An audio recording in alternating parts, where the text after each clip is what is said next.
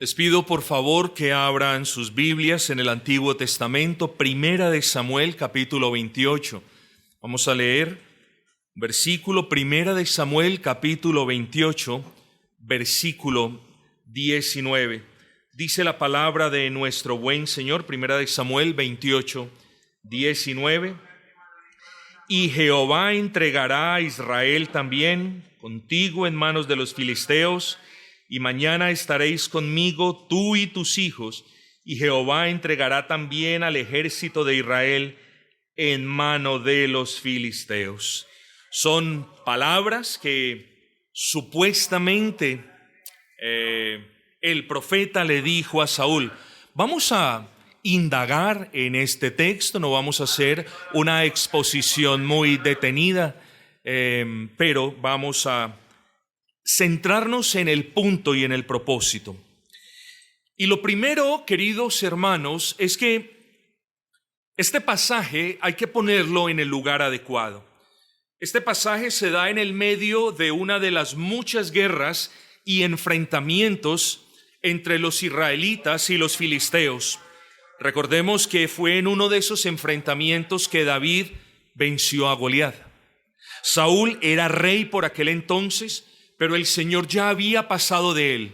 Y préstele atención a esto. Saúl era rey en aquel entonces, pero el Señor ya había pasado de él. Dios ya había desechado a Saúl. ¿Por qué? Porque Saúl persistía en pecar. Es decir, la persistencia del pecado en Saúl era descarada, su corazón se había endurecido, y como lo veremos más adelante, ese pecado de Saúl, que era una ofensa para Dios, no le importaba tanto como a Saúl le importaba su dignidad. Es decir, Saúl pecó y no le importó que había ofendido al Dios único, vivo y verdadero. Le importó su apariencia, el qué dirán, el cómo lo percibía el pueblo. Nosotros podemos entonces ya intuir que Saúl era una persona inconversa, además de su persistencia en el pecado, además de lo que hizo, además de lo que va a hacer, como lo vamos a ver en un momento. Dios había abandonado a Saúl. Él había quitado de Saúl el Espíritu Santo y la presencia del Dios vivo que guiaba, que cuidaba y que también protegía a Israel. Ya no estaba ni con el rey de Israel, es decir, ni con Saúl, ni con el pueblo que tenía a un rey que estaba bajo el juicio de Dios a causa del pecado. Mis amados, todos lo entendemos. Cuando Dios es enemigo del hombre, el hombre va por la vida de antemano con la batalla perdida y con la certeza del juicio al final de su vida. Nosotros tenemos que prestar atención a estos relatos, porque nosotros ni somos Israel, usted tampoco es el rey, pero estas cosas quedaron escritas por voluntad de Dios para que nosotros tomemos escarmiento, para que nosotros podamos aprender de qué significa estar bajo el juicio de Dios, para que nosotros le pidamos al Señor que nos proteja de estar bajo el juicio de Dios. Estas cosas quedaron aquí para que nosotros nos beneficiemos, no para que especulemos, no para que digamos cómo sucedió esto o aquello. Existen otros pasajes donde ciertamente es bueno entrar en más detalles. Este pasaje, hermanos, es muy útil y yo espero explicarlo al menos de una manera tranquila, si bien no profunda. Así que cuando Dios es enemigo del hombre, vuelvo y lo repito, cuando Dios es enemigo del hombre, el hombre va por su vida de antemano sabiendo que la batalla está perdida. ¿O quién entre nosotros le puede ganar el pulso a Dios? ¿O quién de nosotros puede torcer el brazo del Altísimo? ¿O quién de nosotros puede decirle al Señor así no es? ¿O quién de nosotros puede decirle al Señor me parece que no es la manera? Nosotros somos, ahorita lo leíamos en el Salmo, somos hechura de sus manos. Somos gusanos cuando somos comparados frente al Altísimo. Nosotros dependemos de Dios. Nosotros debemos conocer cuál es la voluntad de Dios. Saúl la conocía. Saúl conocía palabra de Dios que el profeta de Dios le había traído, pero él no la hizo. Y desde ahora les pido, amigos, los que no conocen a Cristo, los niños incluso, y los jóvenes, sepan ustedes que sus vidas dependen de lo que dice Dios, no de lo que ustedes crean, sino de lo que dice Dios. Por lo tanto, es menester, es afán que ustedes se empleen en estos asuntos. Pero bueno, regresemos al relato.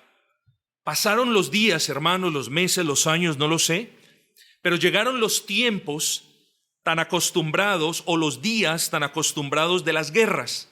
Entonces las Sagradas Escrituras nos dicen que los filisteos juntaron sus fuerzas contra los israelitas, mientras que estos también hicieron lo propio, se alistaron para la pelea. Pero quiero que, hermanos, vengamos al versículo número 5. Vamos a tomar la buena costumbre de apelar a las Escrituras en algunos casos. Y cuando vio Saúl el campamento de los filisteos, tuvo miedo y se turbó su corazón en gran manera. ¿Sí ven? ¿Sí ven lo que implica estar apartado de Dios? Él estaba apartado de Dios y no tenía una limpia conciencia. Él sabía que estaba procediendo de manera inapropiada, y cuando vio el enemigo de frente tuvo miedo. Bueno, así son las personas. Cuando las personas ven el enemigo y saben que no están preparadas, tienen miedo. Ahorita lo estudiábamos en nuestro pequeño devocional, si se quiere, de la pregunta 51 del Catecismo. Nosotros, quienes hemos creído en Cristo, veremos el final de los días y no temeremos, porque nos presentaremos delante de nuestro juez, que es el mismo Señor que murió en la cruz del Calvario para salvarnos. Pero el que no haya creído en Cristo irá a ese juicio frente a su enemigo. Escúchese bien, porque si usted no busca reconciliarse con el Señor Jesucristo a este lado de la eternidad, al otro lado ya no hay nada que valga. Si usted ha de arrepentirse, arrepiéntase a este lado. Si usted ha de emplear tiempo en mirar su pecado, hágalo a este lado, porque después de que muera, ya no hay segundas oportunidades para el alma. Ese falso convencimiento, lo digo con respeto, es de los católicos romanos. Ellos hablan de segundas oportunidades y a eso le llaman purgatorio. Esas son doctrinas de demonios. ¿Por qué? Porque entretienen a las personas para que sigan haciendo lo que bien les parezca a este lado de la eternidad, con la esperanza de que cuando mueran, alguien aquí en la tierra va a elevar novenas a favor de ellos y ellos van a ser catapultados al cielo. Mentiras del diablo, mis amados. Hemos de arrepentirnos aquí y ahora, hoy mismo si es posible, porque mañana nadie tiene la certeza si va a vivir para poder hacerlo. Recordemos que Dios había abandonado a Saúl por sus perversidades y lo había desechado por sus desobediencias. En muchas otras ocasiones y para muchas otras cosas, Saúl no había, esa es otra cosa, Saúl no había tenido en cuenta a Dios. Saúl había obrado como a él bien le parecía, Pero ahora que tenía miedo, ahora que estaba en medio de una situación apremiante, ahí sí quiso consultar a Dios, ahí sí quiso consultar a los profetas, y ahí Saúl se dio cuenta que ya había pasado el tiempo de buscar al Señor. Mis amados hermanos, busquen al Señor, dicen las Sagradas Escrituras, mientras pueda ser hallado, porque vendrán días donde Él no se revelará. Tenemos que tener cuidado. Hablo de que vendrán días donde Él no se revelará, lo hablo es de manera salvífica para las personas que se rehúsen a reconocerlo como Señor y Salvador. Hasta el día que Él regrese, seguirá salvando. Hasta el día que Él regrese, seguirá teniendo misericordia. Hasta el día que usted viva, usted podrá arrepentirse, pero no tiente a Dios, querido amigo. No tiente a Dios creyendo que puede seguir por este mundo, paseándose, pavoneándose con su pecado y no arrepintiéndose ni reconociendo a Cristo como su único Señor y Salvador. Bueno, a eso le pasó a Saúl. Saúl dijo, o pensó o estaba confiado, y el día de la calamidad invocó a Dios y no pudo ser hallado. Tengamos cuidado con eso. No vaya a ser, y espero que no sea el caso, pero no vaya a ser de que a alguno de los aquí presentes le llegue un día donde después de haber ignorado al Señor, después de haberle dado la espalda al Salvador, un día lo necesite y su corazón esté tan duro que no le permita encontrarlo. Eso es juicio de Dios. Eso es juicio de Dios. Y nosotros debemos temblar. Yo tiemblo, hermanos, al hablar estas palabras, porque yo estuve perdido algún día, como lo están muchos de ustedes, y por la gracia del Señor hemos sido hallados, y no queremos que nuestros familiares, que nuestras madres, que nuestros hijos persistan en la dureza de sus corazones, y queremos, por el contrario, que ellos encuentren al Señor. Pero he aquí un caso de alguien que vivió en independencia como a él bien le pareció, y cuando necesitó al Altísimo, no lo encontró. Y consultó Saúl a Jehová, pero Jehová no le respondió ni por sueños. En aquel entonces el Señor lo hacía de muchas maneras. Eso lo vamos a ver hoy en la tarde, Hebreos 1:1. En otros tiempos y de muchas maneras el Señor le habló a nuestros padres por medio de los profetas. Bueno, en aquel entonces era muy común que la palabra del Señor viniera a los reyes, viniera al pueblo por medio de los profetas. Pero ¿qué hizo Saúl, hermanos? Saúl estaba con miedo, lo reconocemos. Saúl vio que a causa de su pecado, no nos digamos mentiras, estoy convencido de que Saúl sabía, su conciencia le decía que Dios lo había desechado por sus pecados. ¿Pero qué hizo Saúl? Saúl no se postró en tierra. Saúl no rasgó sus vestidos como era costumbre en aquel entonces, ¿no es así? Saúl no se echó polvo sobre la cabeza para lamentarse que el Señor no había salido a la guerra con ellos, ¿no es así? Saúl no hizo eso. Saúl no se lamentó por sus pecados. Saúl no se preguntó, ¿por qué, Señor? Saúl no buscó humillado el rostro del Señor. ¿Ustedes se acuerdan de Manasés? Bueno, los que hemos leído las Sagradas Escrituras. Cuando hablamos de Manasés, hablamos de uno de los reyes más impíos que ha tenido Israel, ¿no es así? Y ese rey clamó al Señor y halló salvación. El más perverso, la Escritura dice que no ha habido otro tan perverso como Manasés. Y él clamó al Señor y le concedió salvación.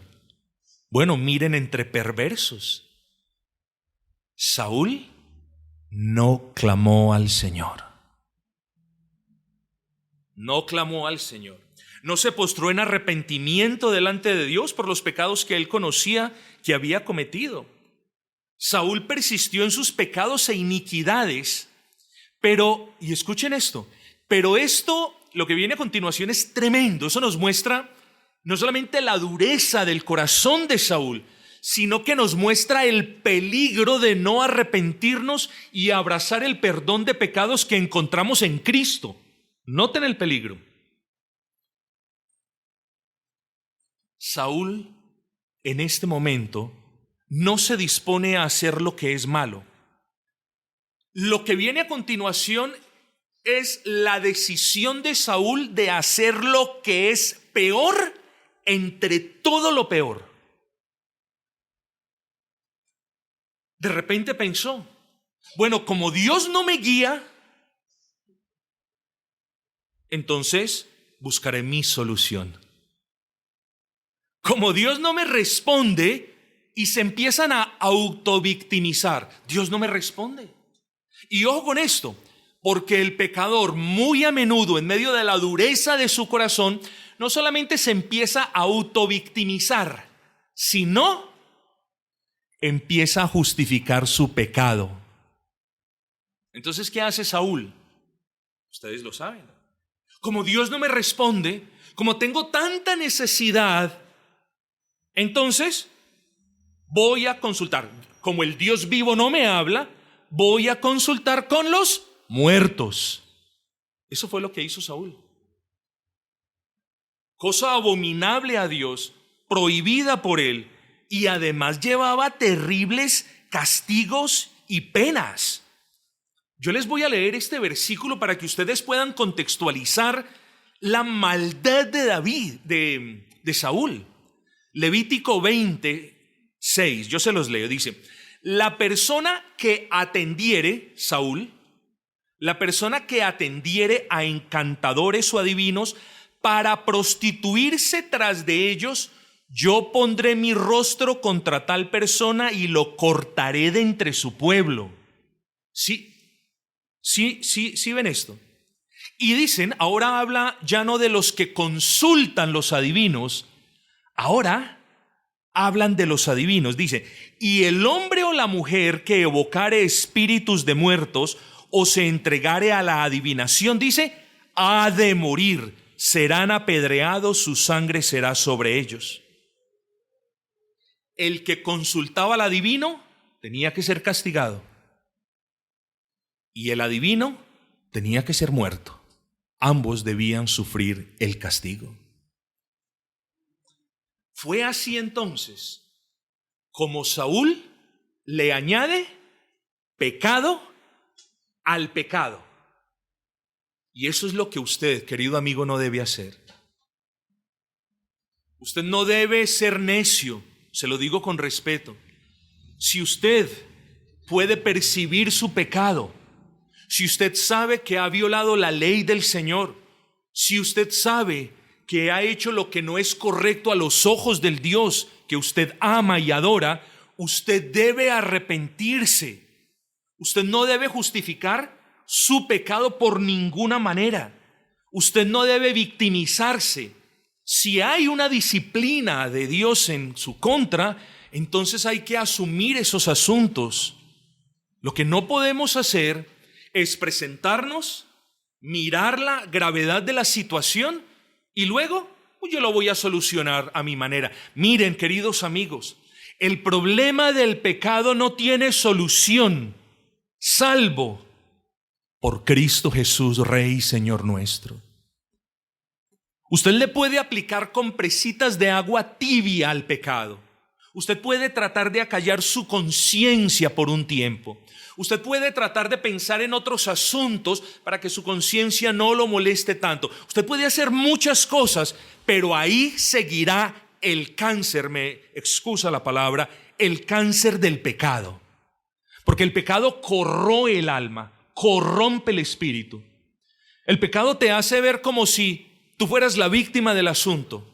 El pecado te hace ver que Dios es injusto contigo, que Dios es severo contigo. El pecado te hace ver como si en realidad tú estuvieras bien delante del Señor.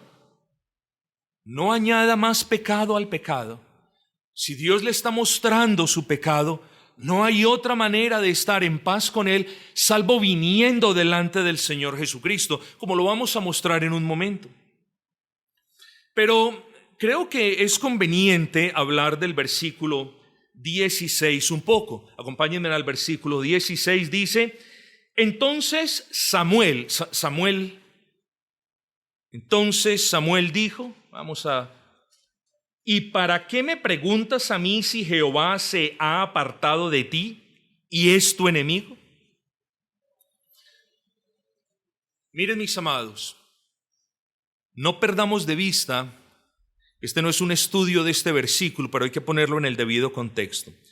Hay personas, la mayoría de cristianos, estamos convencidos por la palabra del Señor que los espíritus de los muertos no regresan. No regresan, ellos no vienen, ellos no se pasean, ellos no están por aquí o por allá. Y entonces algunos de estos hermanos dicen, pero fue que Dios hizo una excepción en este caso, lo cual considero con todo el debido respeto y consideración algo ridículo, ¿cierto? Ellos dicen que quien hablaba era realmente el espíritu de Samuel, pero este punto de vista no se puede sustentar bíblicamente. ¿Por qué? Porque la palabra del Señor es clara enseñándonos que las almas de aquellos que están en el paraíso del Señor son imperturbables. Las almas de aquellos que están en el paraíso de Cristo son imperturbables. Ya entraron en el reposo eterno de Dios. Están descansando en el seno de Abraham. Y como lo leemos en la parábola de Lázaro y el hombre rico, dichas almas no pueden regresar. Ellas no pueden ir del cielo al infierno, y como lo leemos, tampoco pueden venir del cielo a la tierra. Recordemos lo que dice el hombre rico en sus penas en el infierno. Señor, si no puedes, lo estoy parafraseando, si no puedes enviar a que Lázaro remoje la punta de mi lengua con un poco de agua, entonces, Señor, envíalo. ¿Para qué? Advierta a mis familiares para que ellos no terminen en este lugar. Y el Señor, Abraham, el Señor les dice: no, eso no es posible. Para eso tienen a los profetas. Entonces, hermanos, dejamos claro que no podemos pensar en este espíritu que le habló al rey Saúl como si en verdad fuese Samuel. Nosotros creemos, y esto es importante, nosotros creemos que fue el Señor nuestro Dios que le permitió al diablo o algún espíritu demoníaco que asumiera la apariencia y tomara la voz del profeta, y eso lo creemos. ¿Por qué? Porque el mayor engañador es Satanás, y porque él tiene la capacidad incluso de disfrazarse como ángel de luz. Y el que tiene la capacidad para disfrazarse como ángel de luz, tiene la capacidad para disfrazarse como cualquier otra persona y engañarnos. Luego, segundo, Satanás es un instrumento de Dios para ejecutar su propósito eterno, como sucedió en el caso de Saúl. Pero les voy a leer un texto que probará el asunto. Primero de Reyes, capítulo 22, versículo 21 al 23, nos muestra esto. Y salió un espíritu y se puso delante de Jehová y dijo: yo le induciré. Y Jehová dijo: ¿de qué manera? Él dijo: yo saldré y seré espíritu de mentira en boca de todos sus profetas. Y él dijo: tú inducirás y lo lograrás. Ve pues y hazlo así. Entonces nosotros podemos ver, mis amados hermanos, que no es que el Señor esté instigando a la mentira, pero nuestro Dios sí permite para sus propósitos que estas cosas sucedan. Así que consideremos estas palabras habiendo explicado al menos brevemente el punto. Y aquí es donde quiero que nos centremos. Entonces Samuel dijo: ¿y para qué me preguntas a mí si Jehová se ha apartado de ti y es tu enemigo? Hoy vamos a hablar de eso en el tiempo que nos queda. Cuando Jehová es tu enemigo. Y vamos a considerar primero esa primera parte: el Señor se ha apartado de ti. ¿Quién es el que se ha apartado? Dice Dios. Las enseñanzas de las Sagradas Escrituras dejan muy claro que Dios no tiene comunión con el que practica y con el que ama el pecado. Eso nosotros lo deducimos claramente. Y a la pregunta, si se nos ocurre por qué Dios se apartó de Saúl, nosotros tenemos la respuesta: es por el pecado. Dios no se aparta de sus santos, Dios cuida a sus santos, Dios protege a sus santos, Dios guarda a sus santos, pero del pecador se aparta. ¿Qué es el pecado? Usted lo sabe.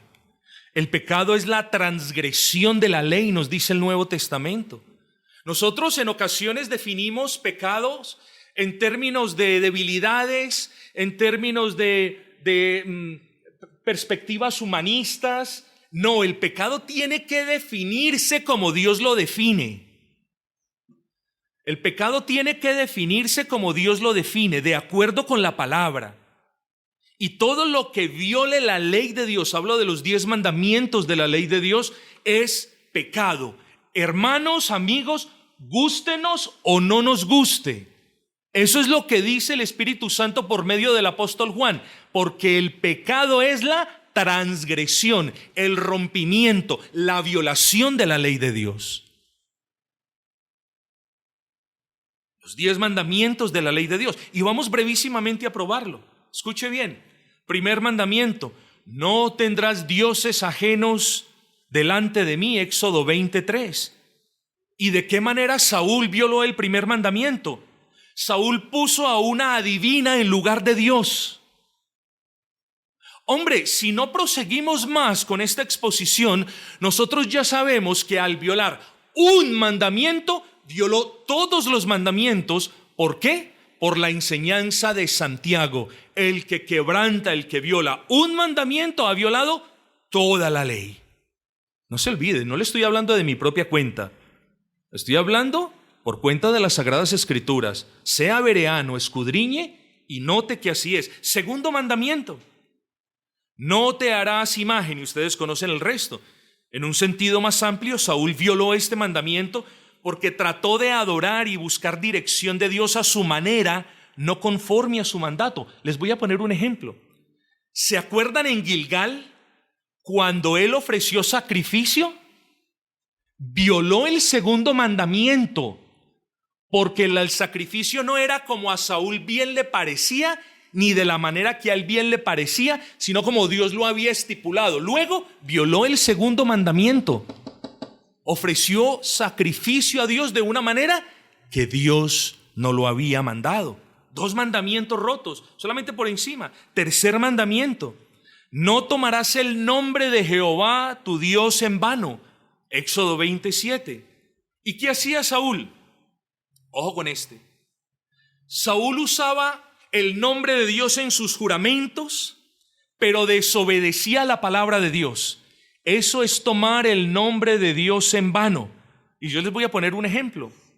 Primera de Samuel 15:13. Miren, escuchen a Saúl diciendo: bendito seas tú de Jehová. Yo he cumplido con la palabra de Jehová. Ahí está la mentira.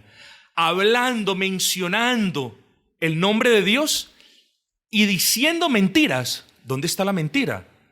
Yo he cumplido la palabra de Jehová. Él no había cumplido la palabra de Jehová. ¿Por qué? Porque no había obedecido cuando Dios le ordenó acabar con todo y no dejar nada ni tomar nada de él. Anatema. Violación del tercer mandamiento. Dios por aquí, Dios por allá, y viviendo en absoluta impiedad.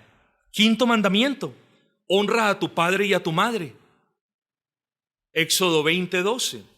Aunque Saúl era rey y estaba bajo la autoridad del profeta de Dios, ¿le hizo caso al profeta? No le hizo caso. Mandamiento roto. Sexto mandamiento: no matarás. Y nosotros sabemos que no hace referencia exclusivamente a la acción y el efecto de asesinar a alguien, sino también al pensamiento malo que tenemos contra otras personas. Cuando odiamos a otras personas, eso es asesinar. ¿Y de qué manera Saúl violó este sexto mandamiento? ¿No nos acordamos que intentó matar a David por celos? Eso es asesinar. ¿No nos acordamos cuando mandó asesinar a todos los sacerdotes de Nob? En 1 de Samuel 22, los mandó a asesinar porque habían sido propicios a David. Este era un hombre impío de principio a fin, impenitente. Y al pecado le añadió pecado. Octavo mandamiento: no hurtarás. Ustedes lo saben. Dios había dicho: no pueden tomar nada de los amalecitas, no pueden tomar nada de su ganado. ¿Y qué hizo? Saúl se apropió de lo que debía ser anatema. Eso fue un robo contra Dios, además de desobediencia. Noveno mandamiento: no hablarás contra tu prójimo falso testimonio. Éxodo 20:16. Saúl acusó falsamente a David de conspiración. David no estaba conspirando contra Saúl. En ningún momento, si algo podemos ver, es a David respetando la vida del rey. Pero Saúl lo acusó de conspiración y justificó esa mentira para perseguirlo. Además mintió a Samuel, ustedes ya conocen, cuando le dijo: yo he hecho todo lo que el Señor me ha ordenado. Y en ese momento Samuel se da cuenta de que había mentido, no obedeciendo. Así que Dios se había apartado de Saúl tanto y tan verdaderamente como se aparta de cualquier persona que persiste en transgredir la ley de manera impenitente. Mis amados, nosotros debemos buscar el perdón de pecados en el Señor Jesucristo. Los que hemos creído, igual manera. Los que aún no han creído, ¿cuánto más deberían ocuparse de su salvación? ¿Cuánto más deberían estar pidiéndole al Señor en este momento que abriera sus corazones y que derritiera su alma y que pudieran ver su pecado? Porque el asunto es que si Dios no hace la obra y si Dios no nos muestra el pecado, entonces nosotros vamos a creer que no tenemos nada de qué arrepentirnos. Y cuando una persona cree que no tiene nada de qué arrepentirse, créame que lo más probable es que esa persona está bajo el juicio del Altísimo. Cuando una persona ve que es justa, que es buena, cuando se compara con los más perversos, cuando tienen esa esperanza falsa de no verse tan malos como los demás, cuando ven que la religión cristiana es un poquito extrema y ese pastor le llama a todo al pecado, cuando usted entiende las cosas de esa manera, cuídese, amigo, porque cuando Dios juzga el corazón de un hombre, lo enceguece. Y nosotros no queremos que Él haga así. Haga un inventario de sus transgresiones. Siéntese y sea honesto. Haga un inventario de sus pecados. Pídale al Señor que le conceda la gracia, porque es una bendición el que nos demos cuenta de nuestros pecados. Pidámosle al Señor que nos libre de los pecados que no podemos ver, pero de los que continúan ejerciendo una influencia sobre el alma. Pídale, búsquele, como decimos a menudo, no entregue sus párpados al sueño, a menos que su conciencia le testifique de que está en paz con Dios. ¿Usted está en paz con Dios? Bueno, determínelo, pero dele tiempo a esos buenos ejercicios. Entienda que las muchas transgresiones de aquel que no se ha arrepentido lo podemos ver como una persona que acumula deudas a través del tiempo y luego se van volviendo impagables, y luego tiene que pagar por eso. ¿Con qué le va a pagar usted a Dios? Por todo lo que le debe, por sus transgresiones, por la bondad que Él ha tenido para con usted, con el aire que le ha permitido respirar, con la familia que le ha concedido. Pero ¿cómo le va a pagar usted a Él por sus pecados? ¿Cómo le va a pagar usted a Él por su idolatría, por poner a su hijo antes del Señor? ¿Cómo le va a pagar usted a Él por mentiroso? ¿Con qué le va a pagar usted? ¿Qué es lo que va a vender usted para saldar la deuda? Y la respuesta es: no tenemos nada, porque el ser humano en su estado natural está en bancarrota moral. No tiene nada con qué pagarle al Señor. Luego usted tiene que buscar, amigo. Esto es urgente. Nótese lo que hace la gente del mundo. Cuando la gente del mundo está en una angustia porque deben mucho dinero, ¿qué es lo que hacen? Van a los bancos desesperados a buscar más dinero para pagar. Bueno, este no es el consejo. Porque la deuda que usted tiene solo la puede salvar Cristo Jesús. Así que búsquelo a Él, porque solamente en Él encuentra el perdón de pecados que su alma necesita. Amigo, Dios le había retirado a Saúl sus muchas misericordias. Esas misericordias que a menudo llamamos gracia común, que restringen la perversidad del ser humano. Dios la había ya retirado, y cuando el Señor retira esa gracia común, el hombre queda como caballo desbocado. Ya no hay nada que le restrinja el pecado al hombre. No queremos que eso nos pase. Dios había abandonado a Saúl a merced de su perverso corazón.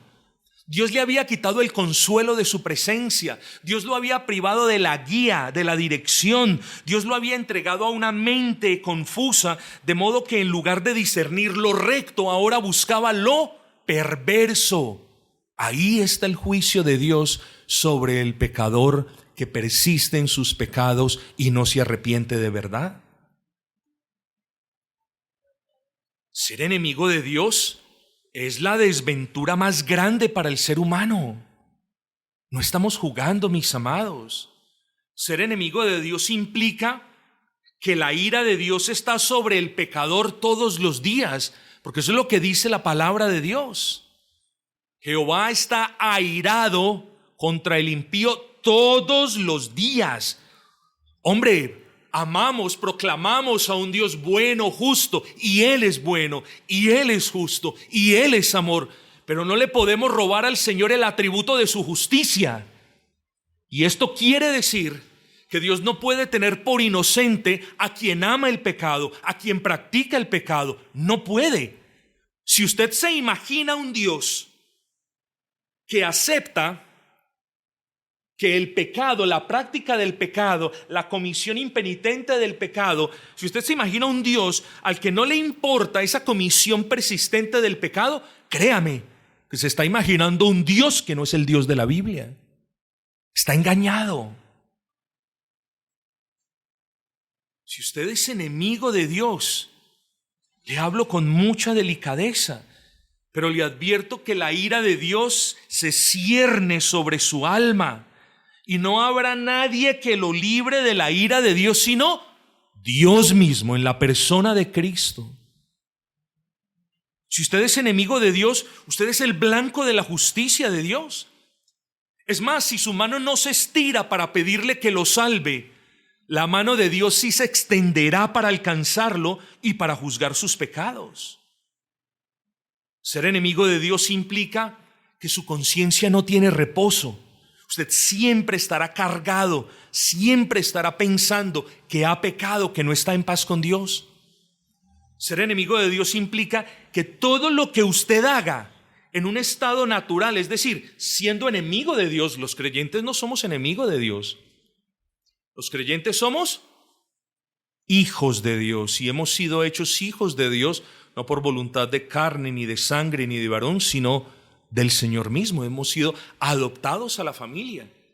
Yo me estoy dirigiendo respetuosa y amablemente a aquellos entre ustedes que no se han reconciliado con el Altísimo por medio de la fe en el Señor Jesucristo. ¿Es usted un enemigo de Dios? Porque la palabra del Señor es clara diciendo: el que conmigo no es, contra mí es. Y el que conmigo no recoge, desparrama. El que, es como si nos estuviera diciendo: el que de mí no quiere misericordia, entonces tendrá mi ira. Tenga cuidado con eso, amigo. No tiente a Dios. No piense que porque Dios es bueno, y repito, lo es, no piense que usted se saldrá con las suyas. Debemos rendir cuentas como lo estudiábamos ahora. Ser enemigo de Dios implica que en la hora de la muerte usted no hallará refugio ni esperanza. Pero podríamos hablar muchas otras cosas. Yo no quiero seguir, porque yo creo que el punto fue dejado en claro. ¿Qué debe hacer el enemigo de Dios?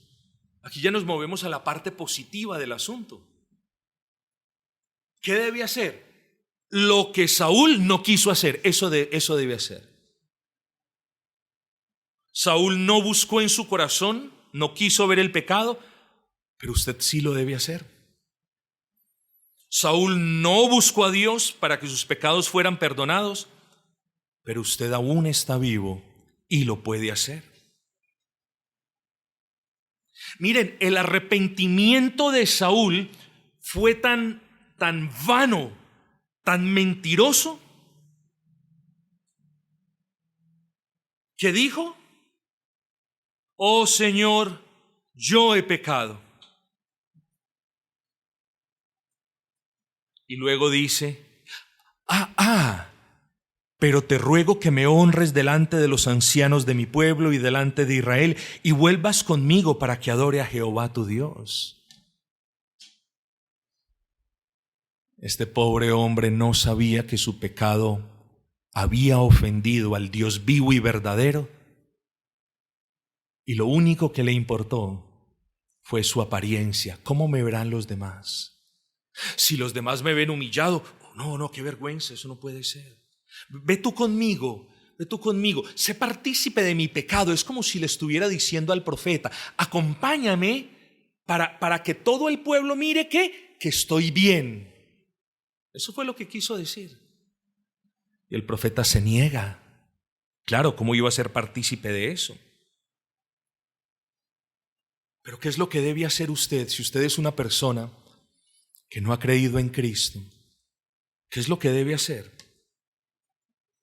Bueno, lo primero, y esto no es una fórmula ni una lista, esta es una serie de consejos que yo le doy en el nombre de Cristo. Busque tener un tiempo tranquilo para meditar en su vida. En ocasiones, los afanes, las ocupaciones y la responsabilidad no nos permiten meditar de qué manera estamos viviendo delante de Dios. Busque un tiempo de tranquilidad y dígale: Señor, no permitas que yo muera engañado.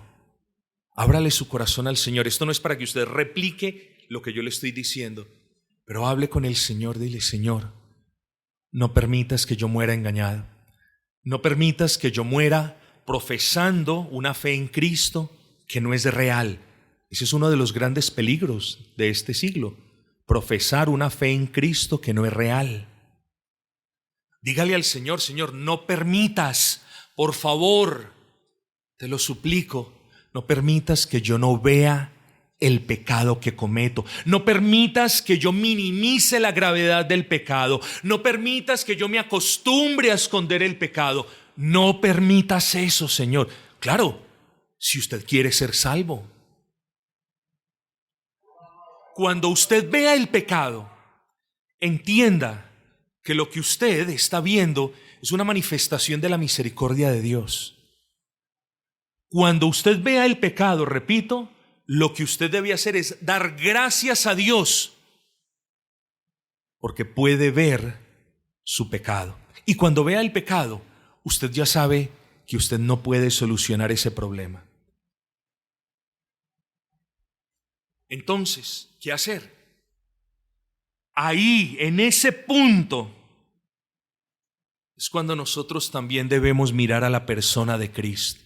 Porque hay gente, queridos amigos, que mira el pecado, que ve el pecado, que reconoce el pecado, pero que no mira a Cristo ni corre hacia Él pidiendo perdón. Así que el ejercicio no se completa, los beneficios no se obtienen. Usted debe creer en la persona de Cristo. Usted tiene que saber quién es Cristo. Cristo es la segunda persona de la Trinidad, el Hijo eterno de Dios, que hace 2000 años encarnó en el vientre de una virgen, como lo profetizó aquel varón de Dios años atrás. Cristo no es un mero hombre. Cristo es Dios verdadero y hombre verdadero. Porque el mediador, el único mediador que nos puede hacer el favor a nosotros los pecadores de reconciliarnos con el Altísimo, tiene que ser un mediador que tenga una naturaleza como la nuestra, debe ser hombre, pero que también en el nombre del Señor nos reciba. Ese mediador solamente es Cristo. Usted debe conocerlo. Usted debe saber qué es lo que Él puede hacer por usted. Él no lo busque pensando de que Él le va a dar salud, bienestar, riquezas, dinero, etc.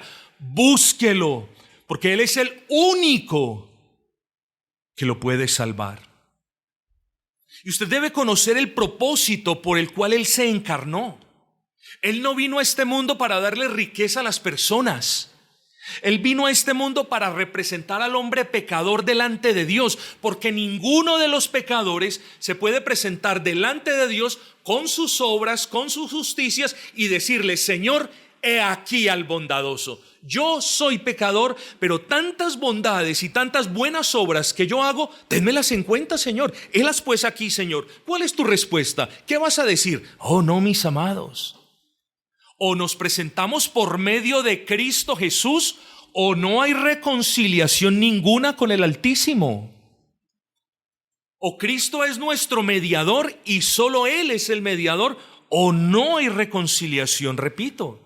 Así que nosotros debemos saber que Él vino a este mundo para representar al hombre pecador. Qué bueno que pudieras decir: y yo soy entre ellos el primero, como dijo el apóstol Pablo. Cristo vino para vivir en obediencia a favor de los que creen en Él. Ninguno de nosotros puede obedecer perfectamente la ley, pero Cristo la obedeció para sacarnos de debajo del yugo de la ley como pacto de obras, porque nosotros no lo podemos obedecer. Por favor, piense en eso. Si usted no cree en aquel que nos libró de la maldición de la ley como pacto de obras, usted está perdido, porque eso quiere decir que está condenado a intentar ganar el favor de Dios por la obediencia, y como su obediencia no es perfecta, el resultado es que no gana el favor de Dios. Por lo tanto, o es Cristo o no es nada. O es salvación en Cristo o es la condenación sin Cristo. Busque al Señor. Pero no solo eso. El Señor Jesucristo vino para tomar el pecado, sus pecados, sus vicios, sus manías, sus malas costumbres, sus malas palabras, sus malos pensamientos. Todo eso lo llevó Cristo en la cruz del Calvario. También el mío, sí, el suyo, si usted cree que precisamente Él murió a causa de sus pecados. Pero no solamente es creer en la persona de Cristo, mis amados. No piense que le estoy dando como condiciones, no, le estoy expandiendo qué significa la fe salvadora. La fe salvadora es la confianza plena de aquello que Dios nos dice en su palabra es verdad, pero es la confianza que se aferra a la persona de Cristo como Salvador y a la obra de Cristo como la única esperanza que tenemos de ser reconciliados por el Señor. Note estos tres aspectos, y con esto termino, de la obra de Cristo.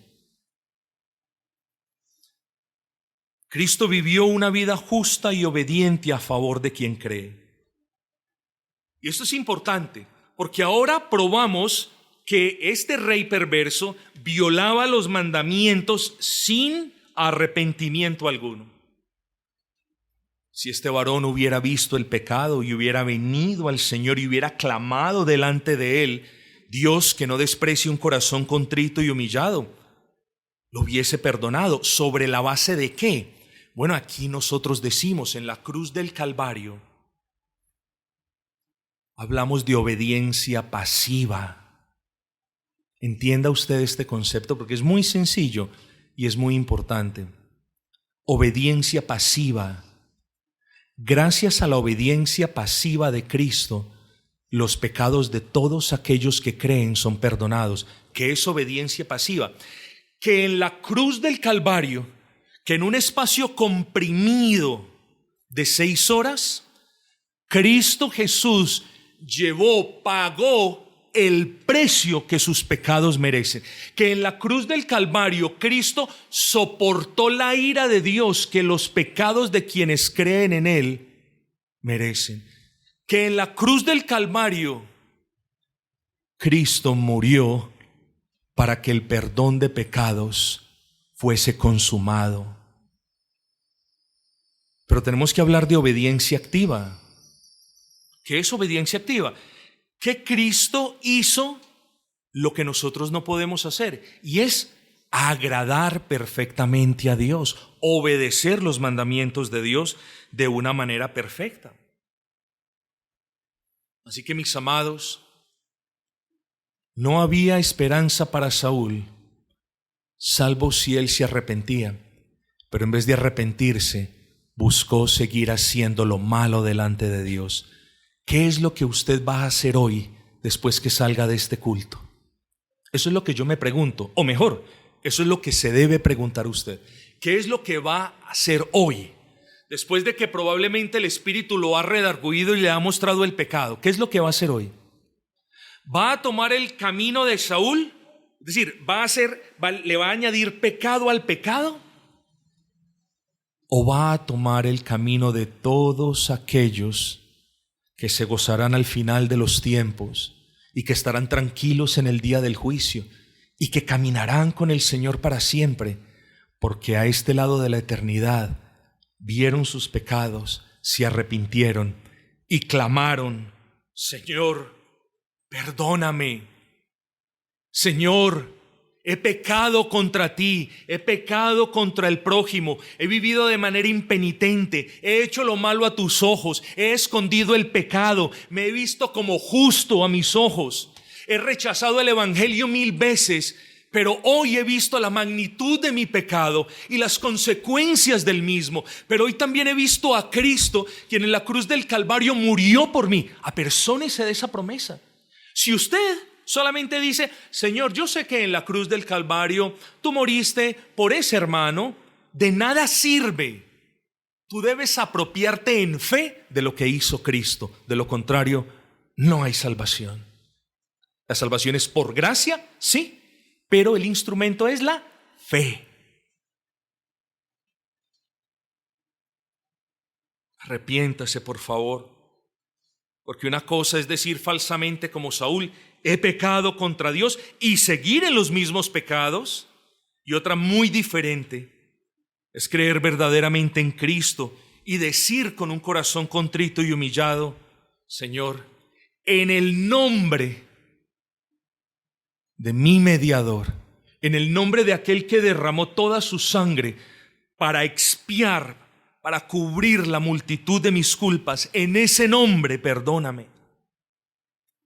Y será perdonado, y será reconciliado con Dios, y gozará de nuevo corazón y de nuevas inclinaciones, y usted le encontrará propósito a la vida. Entre tanto, querido amigo, usted no se reconcilie con Dios, su vida seguirá siendo un caos como fue la de Saúl.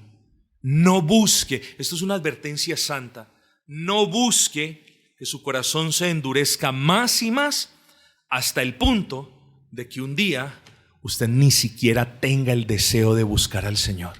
Y créame que eso pasa con mucha gente.